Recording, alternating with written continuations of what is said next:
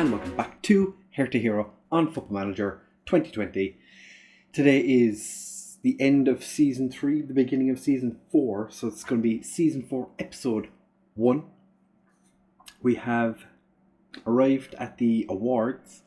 You might remember in the last episode we failed to beat Leipzig, failed to get anything out of that game, and ended 7th, which was also very disappointing. We haven't been confirmed yet as getting into Europe at all, which is slightly worrying, but no need to worry about that. This is the overall best 11, and then we're going to do the awards, end of season break and all that stuff.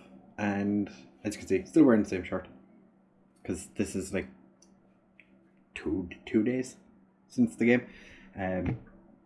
Overall best 11. New players that come into the starting 11 this year is just Garvidal. He's the only one that's stepped into the first 11. The only players in this that aren't at the club anymore. Arias, who's off in China, playing for Shanghai Shenhua. Not doing too bad for himself, to be fair. And Luka Biacco is on his way out. He's off to Sampdoria. And Gabigol, who's at Liverpool, has played 18 games, scored 7 goals for them.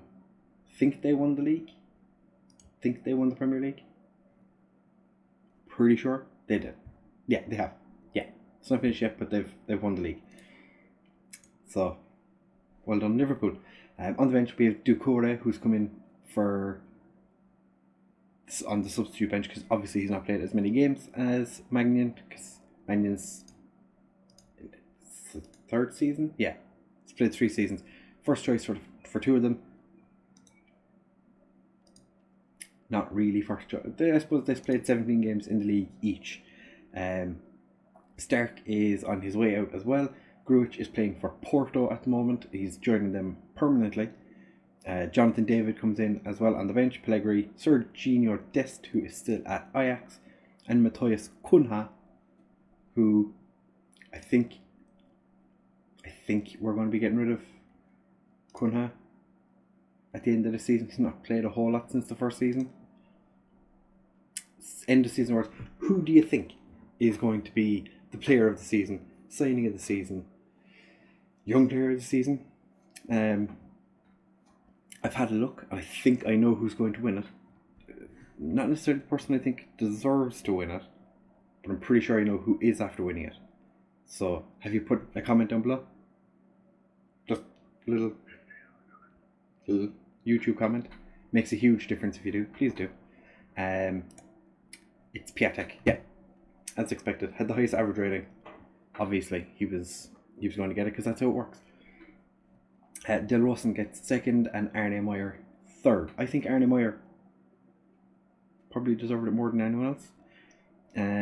The team of the season had scootR in goal, Arias as a starting right back, Garvidal, Jorginho and Nets, Meyer and Szoboszlai, Jonathan David and Del Rosen, Piatek and Pellegrini. Interesting. Jonathan David got goal of the season against Hoffenheim.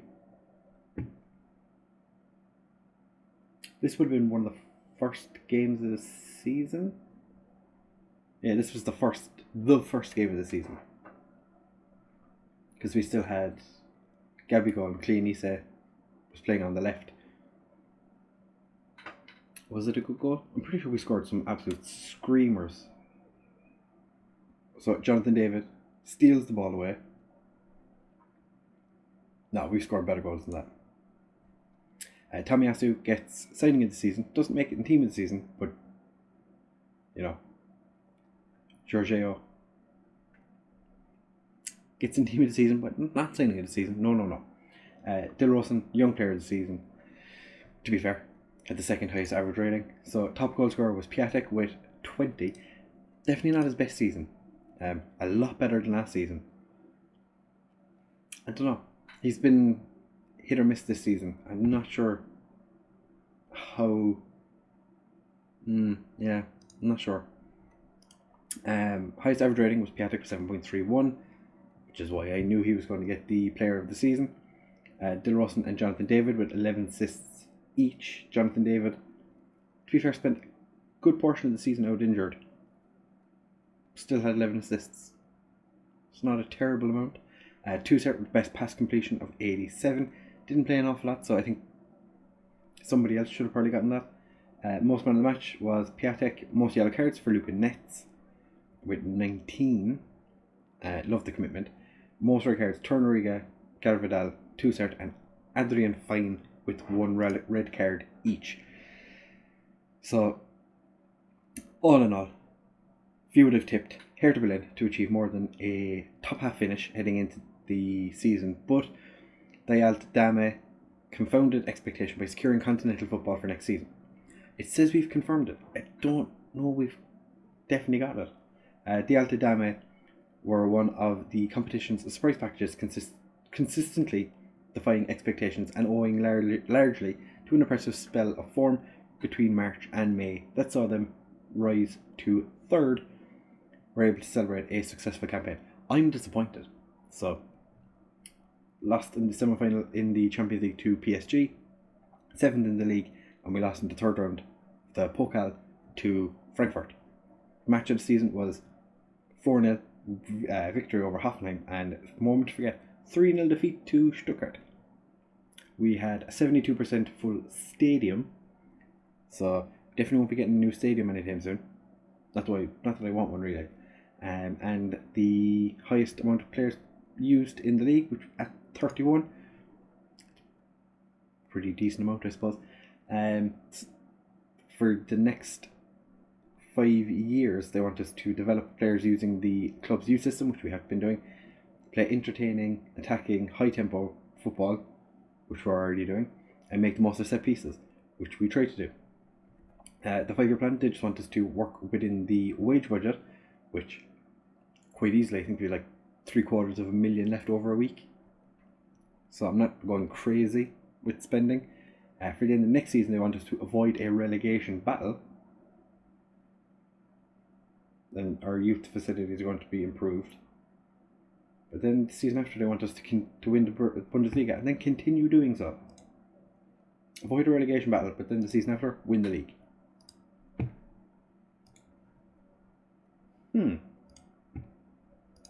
Mid-table? Bit too ambitious. Is there anyone in here really, really important? Cleonise, Ducouré, Brown, Popo, Vrabelsky, Damir. There's a lot of young players I don't really care about.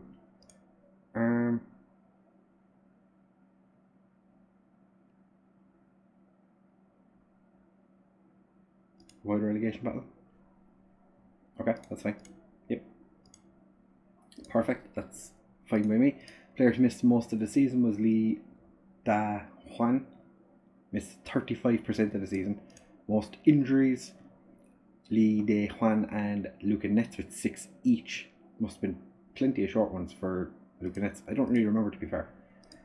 Season break, we're going to be back on the 4th of July because America.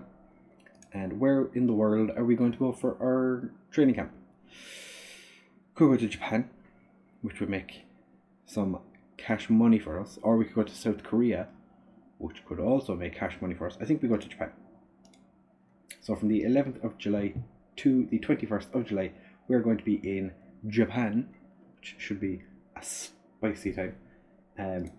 Transfer wise, we have done a little bit already. So in the outs, you knew that I don't know what I mentioned. Van Drongelen is off to Bayer Leverkusen for 5.5 million. Stark is off to Villarreal for 6, and Luka Biacco is going to Sampdoria for 10.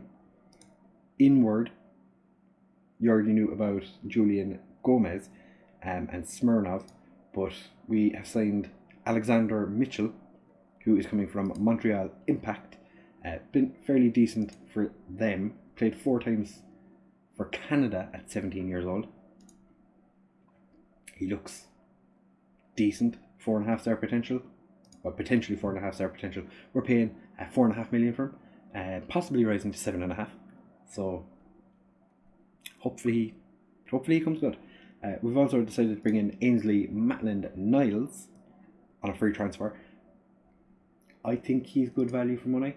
We're not paying a whole lot of money for him. I think he's taking a massive pay cut to join us. I think he's going from 70k with them to 52 with us, which, by all means, very versatile player. Probably could shift him for a nice bit of cash. We're also signing Billy Gilmore, who was unwanted by Chelsea. He hasn't progressed as much as I was hoping, or I would have hoped he would. Definitely going to be a good option. Scottish international, might I add. We're signing Carlos Elena from Barcelona's B team. I think he's going to be quite the acquisition. Not valued at a whole lot, but when he joins us, he could get a bit more value. And then a random player, Chris Tipple, who just kind of popped up. He's a target man. I'm going to see, I might just pop him into the B team. Just kind of leave him do his own thing. Don't think he's going to do an awful lot for us, but you never know. Throw him into the B team. He might turn into an absolute worldly of a player. But that is the end of the transfers we have sorted already. We are saving 71k on wages. So to add that to our almost 700k wage save, or the amount of wages we have left over anyway, it's quite a lot of money. And the potential transfer income is 13.5 million. So if we don't make any more transfers, as it stands right now, we're still going to come out of it better financially than we were when we started. So we will be back in just a second for you. It's going to take me a little while because I'm going to have to go through the summer, sign players, get rid of some of the players I don't want in the club anymore, and we'll see how we've done in the transfer window. So we'll be back for that in just a second. Just gonna slot this in here. Completely forgot to mention, this just, I pressed continue, this popped up. We have initial wage budget of 2 million and a transfer budget 174 million. So not a whole lot of change from what we had originally. I think we got 100k extra in wages.